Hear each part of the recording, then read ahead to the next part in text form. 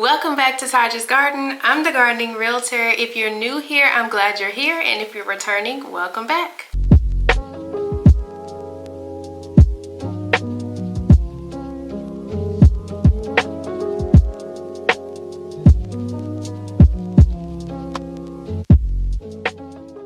If you've ever started seeds that just didn't sprout, grew very tall and weak, or just flopped over and died, this video is just for you because seed starting failures are very common, and some of them have nothing to do with your ability as a gardener. If you're brand new to my channel, my name is LaTaja. I'm a real estate agent, but I am also a gardener, and I absolutely love both real estate and gardening, so I combined the two and named myself on social media the Gardening Realtor. On this channel, you're going to see me share a lot of gardening information, both for beginners and experienced gardeners. I started gardening 5 years ago now, which would be about 10 seasons, and each growing season is different. I really love it, and I love sharing and teaching other people how to grow. So today I'm going to be breaking down some of those seed starting failures so that you can grow healthy and strong plants.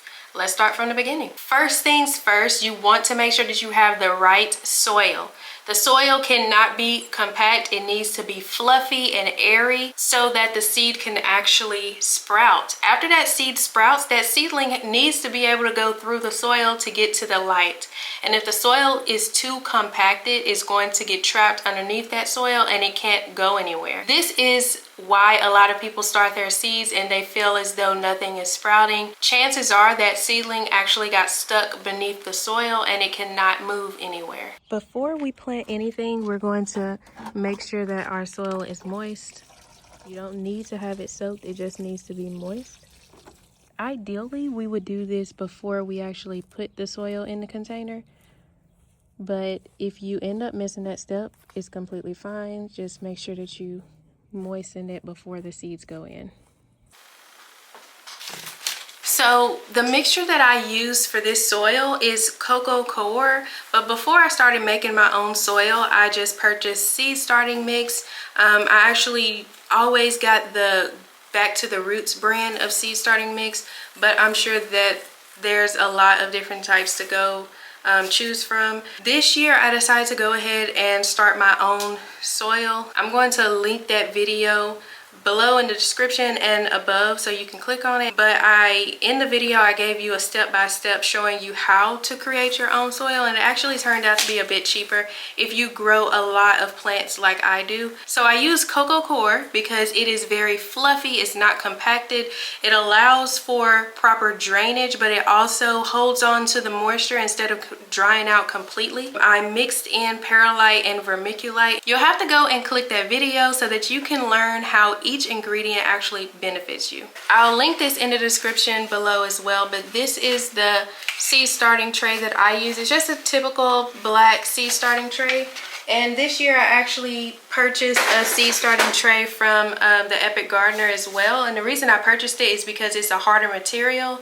That way I can see if it lasts a bit longer. I bet it will, because if you use these plastic containers and you leave them outside, they'll start to break up easily because of the weather, the harsh weather and the weather changing, and it just does something to these seed starting trays. So if you're just starting out and you're wanting something more on a budget, I'm going to put these linked in the description below, and I'm going to see how the Epic Gardener trays do before I actually link those anywhere. All right, so now we are back inside, and as you can see, the soil is not dripping wet, it's only moist, which is fantastic, and that is exactly what we want. The reason we don't want it soaked is because the seeds don't have roots yet. They cannot take up any of the water in the soil, and that is just going to lead to the water just molding, and that's going to be bad for your plants once the seed actually sprouts. Next, we're going to get our labels, and you definitely want to label your seeds, because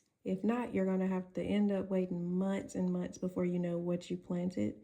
And to go a step further, it'll be better if you also put the date that you planted it as well, just so you can get an idea of how many more days it takes before you can actually start harvesting, and for you to get an idea if your plant is stunted for whatever reason. And if it is, based on the date that you started the seed, then you can kind of do a bit more investigating to figure out how to fix the issue.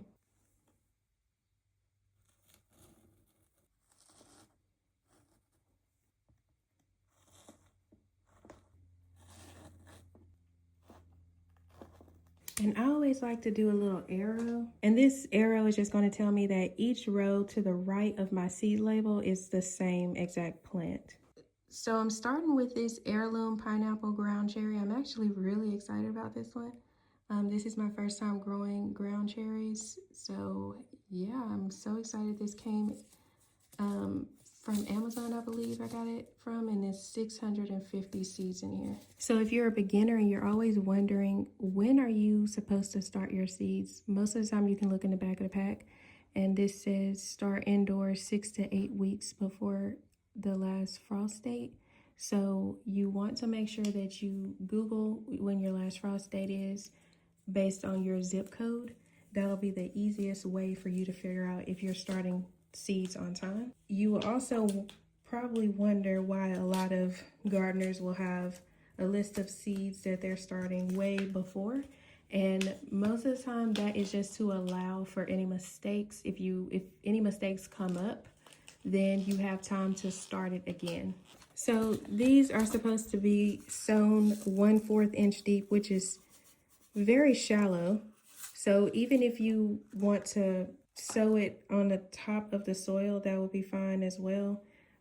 What I'm going to do is sow it on the top of the soil. So just a couple on the top of the soil, and then I'll push it down and then spray it. The seed is so small you can hardly see it, but it's right there. So I'll just go through, push it into the soil. Make sure that it is not on my finger. And I'll go through and do that to all of them. And the reason you're going to push them into the soil is to allow it to stick to the soil, the moist soil. Because as long as that soil is moist, that seed is moist.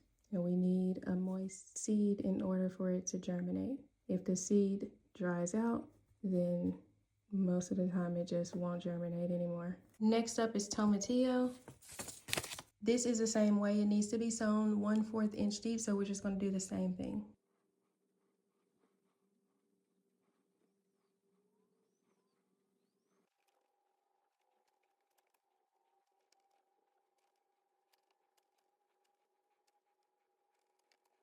Next up is Roma VF. I'm only going to do one each seed, and I'll push it down after I've put every seed in its cell.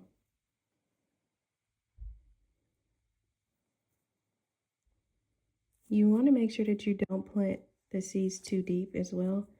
Plant it based on what the seed pack recommends. I tend to just usually I just push it down to the top of my finger.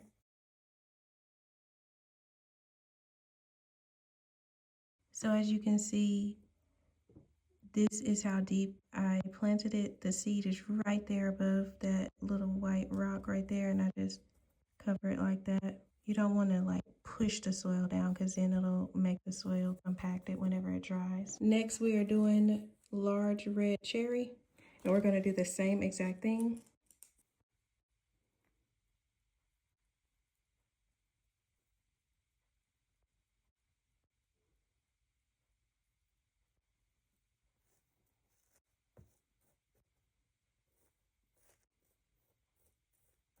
Last but not least is iceberg lettuce. Now, lettuce seeds I usually just sow on the top of the soil, and then I will gently press it down into the soil. You want to make sure that you come by and spray it every single day, just to keep the seeds moist until it sprouts. And that will actually be the same with the other seeds, but the seeds that are on the surface of the soil tend to dry out quicker than the seeds that are covered with some soil.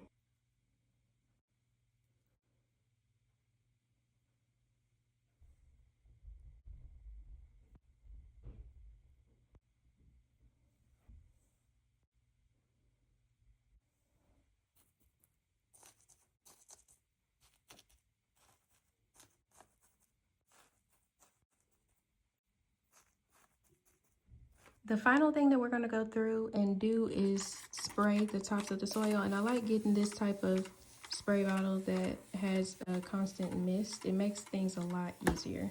And the reason we do this is just to make sure that the seed is moist.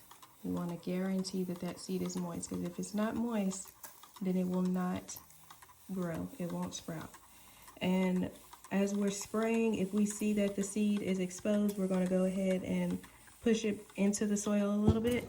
And right now I'm seeing these tomato seeds exposed. So I'm pushing it down a little bit and covering it. You want to make sure that these tomato seeds are pushed down so it can have something to anchor onto whenever it sprouts. And I'm going to replace these because when I was spraying the water, some of the words started to disappear.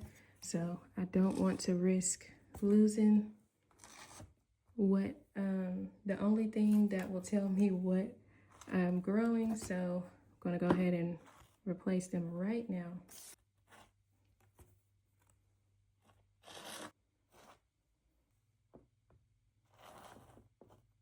The next thing we're going to do is get ready to put our plant on top of the heat mat. And this is just going to keep the seeds warm and at the right temperature that will allow them to sprout. And I'm just going to move things out of the way.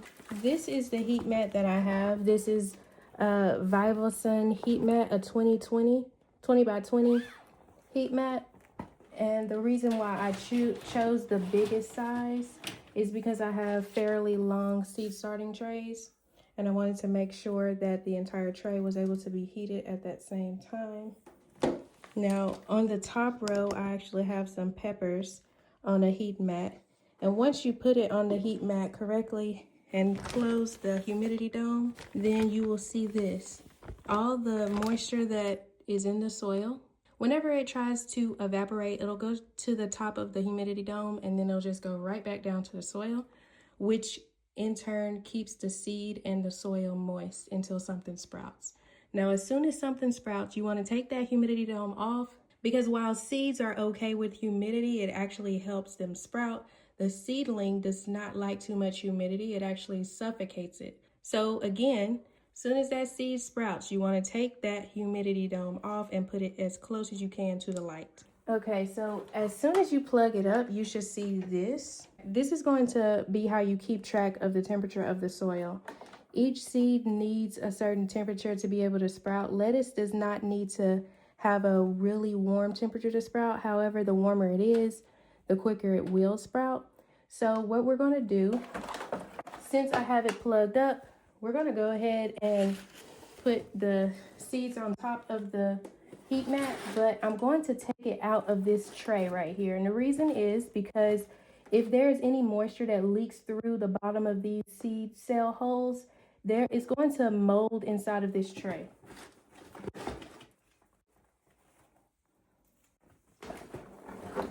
So we take it out of this tray and we put this seed tray directly on the heat mat.